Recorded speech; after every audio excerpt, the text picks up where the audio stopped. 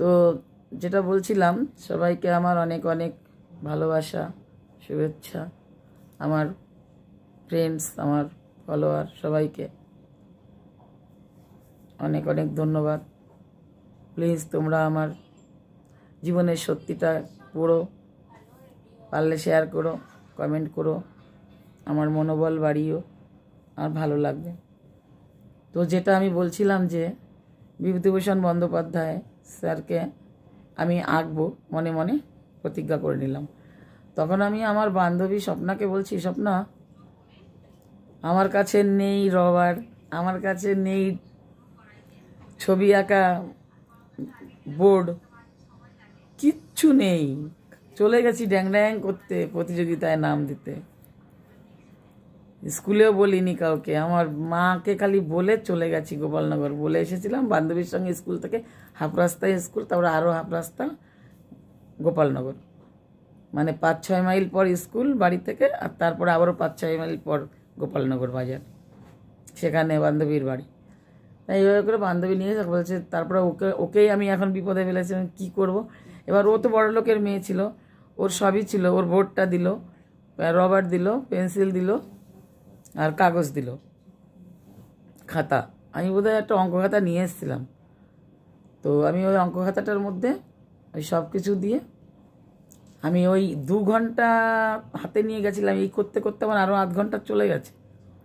এবার একটা জায়গায়, ওই অফিসেরই একটা জায়গায়, মানে ওনার ওই বিভূতিভূষণ বন্দ্যোপাধ্যায়ের ঘরের একটা কোণে বসে, আরও সব ছাত্রছাত্রী আছে 2-1 জন, আর যারা বাড়ি থেকে প্র্যাকটিস করে তারা তো টাইম মতোই ঢুকবে। আমি ওখানে একটা জায়গায় বসে ওনার ফটো রেখে বারবার এঁকেছি বিভূতিভূষণ বন্দ্যোপাধ্যায়কে। 1.5 ঘন্টার মধ্যে, 1.5 ঘন্টা কি প্রায় 1 ঘন্টার মধ্যে কয়েকবার এঁকেছি। এঁকে মোটামুটি আমি হুবহু একদম ওনাকে আঁকতে পেরেছি, বিভূতিভূষণ বাবুকে আঁকতে পেরেছি। অনেকটা কাছাকাছি গেছে, অনেকটা। মানে আমি টার্গেট ছিল আমি আরও সুন্দর করব ফাইনালটায়। তো যাই হোক ফ্রেন্ডস, এইভাবে করে তো হলো, যেটুকু পারলাম। ওই 1 ঘন্টার প্র্যাকটিস, একটা মানুষের ছবি, ওইটুকু বয়স, শিখিনি কোনো দিন। তারপরও আমি ওখানে প্রতিযোগিতা দিতে চলে গেছি খালি মনের জোরে। কতটা ভালোবাসতে পারি লেখাপড়ার জগৎ, যার জন্য আমি ওইভাবে চলে গেছি। কিছু নেই, চলে গেছি কম্পিটিশনে। তো এবার সবাই মানে ঘন্টা পড়লো, যে যার জায়গায় বসো। বেঞ্চে গিয়ে বসলাম, ওই সুন্দর আকার করা মতো ওই সামনের টেবিল টাইপের বানানো। তো বলছে এবার সবাইকে যে যা পারো আঁকো, এই কজনের মধ্যে যে যেটা পারো আঁকো। তা আমি বিভূতিভূষণ বন্দ্যোপাধ্যায়কে আঁকলাম না দেখে। এবার যে 1 ঘন্টা প্র্যাকটিস করলাম দেখে দেখে, এবার না দেখে করেছি। না দেখে করা বন্দ্যোপাধ্যায়কে আঁকা, কি আর 4টিখানি কথা ওইটুকু বয়সে।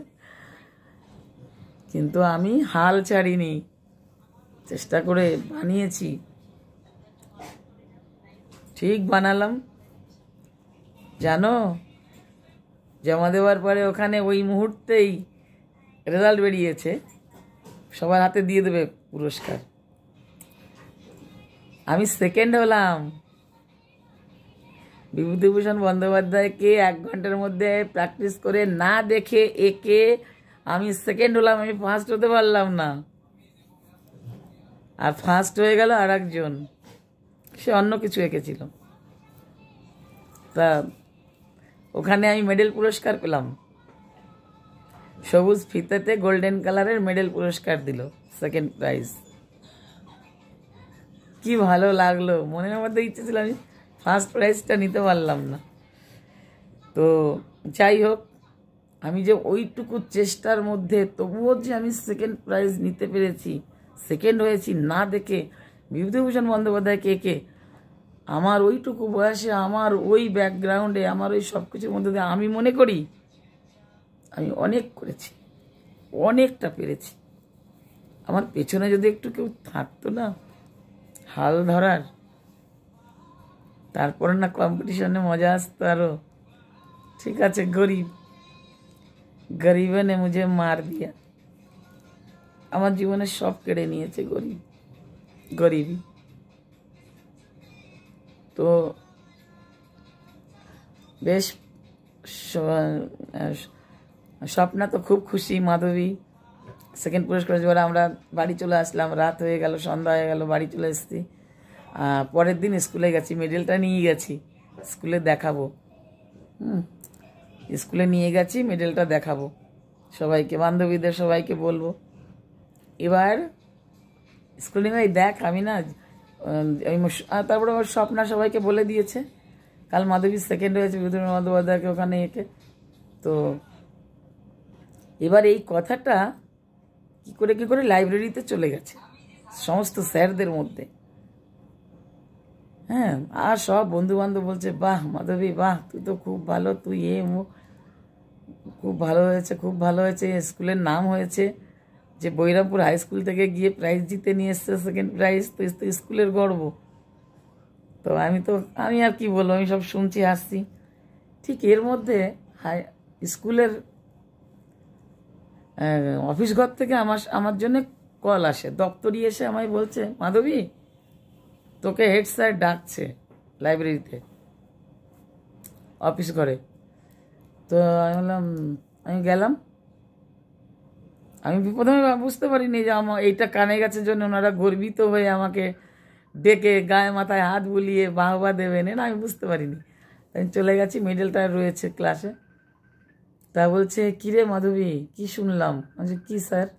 বলছে এই ব্যাপার, তুই নাকি, আরে বাহ, এ তো তুই খুব ভালো কাজ করেছিস, তুই তো আমাদের স্কুলের নাম রোশন করেছিস, গর্বিত করেছিস আমাদেরকে, যা তোর মেডেলটা নিয়ে আয়।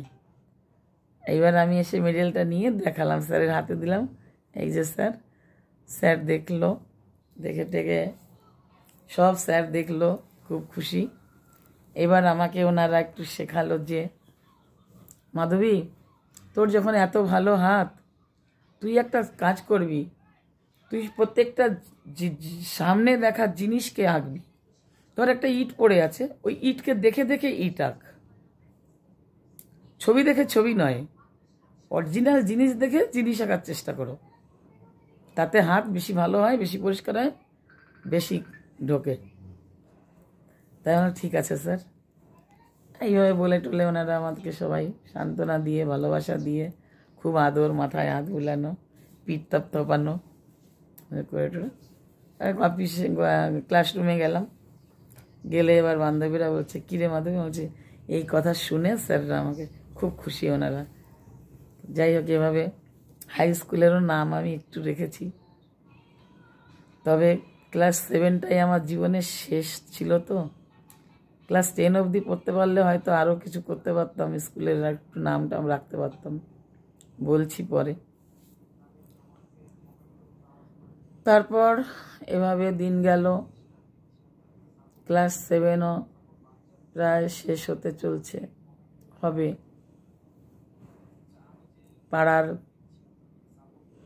পাড়ার কয়েকটা ছেলে, তাদের মধ্যে একটু দুর্বলতা ঢুকেছে, যেটার ফিলিংস আমার মধ্যে ছিল না, নাইও। প্রেম কে বোঝে অত অল্প বয়সে? আজকের কথা, 45 বছর আগের কথা। 45 ছিল না তখন, দুনিয়া কি ছিল, অনেক পিছনে ছিল। আজকালকার মতো নাকি নেট জগৎ সবার ঘেটে খাওয়া, সব ঘরে বসে জেনে যাচ্ছে, কাউকে লাগছে না কিছু শেখাতে বোঝাতে। সে সময় আর এ সময় অনেক পার্থক্য। তো যাই হোক, এবার সেইভাবে আরও এর মধ্যে এভাবে থাকলো, বাড়তে থাকলাম। আর এরই মধ্যে আমি ক্লাস 7-এ উঠেছি, কতটুকুই বা বড় হয়েছি বলো। তার মধ্যে আমাদের পাড়ায় না বেশ কয়েকজন দিদিরা বড় হয়েছে, যাদের বয়স, আমি তো ধরো 12, 13, 14, আর তারা কেউ 18, কেউ 22, কেউ 24, কারুর 19, অনেকেরই 22 বছরের মেয়েটার গ্রাম ঘরে তো তাড়াতাড়ি বিয়ে হয়ে যায়, কিন্তু ওদের দেখতে দেখতে মোটামুটি খারাপ না, অথচ আসে দেখে চলে যায়, বিয়ে হয় না। এরকম আমি দেখেছি কয়েকটা দিদিদের পড়ে থাকতে। এবার ওদেরকে যারা দেখতে আসে এক একটা ঘরে, এবার তারা এসে আমাকে পছন্দ করে, আমি কতটুকু, এরকম ব্যাপার ঘটতে থাকলো। তা কি হলো আমি বলছি। এটা আমার হয়ে গেছে 10 মিনিট। আমি চেষ্টা করি 10 মিনিটের মধ্যে ভিডিও রাখতে। তো এরপরে কি হলো সেটা আমি 17 পর্বে নিয়ে আসছি। তার আগে তোমাদের সবাইকে আমার অনেক অনেক শুভেচ্ছা, ভালোবাসা। আমার ভিডিওগুলি দেখো, পারলে শেয়ার করো, কমেন্ট করো, পাশে থেকো।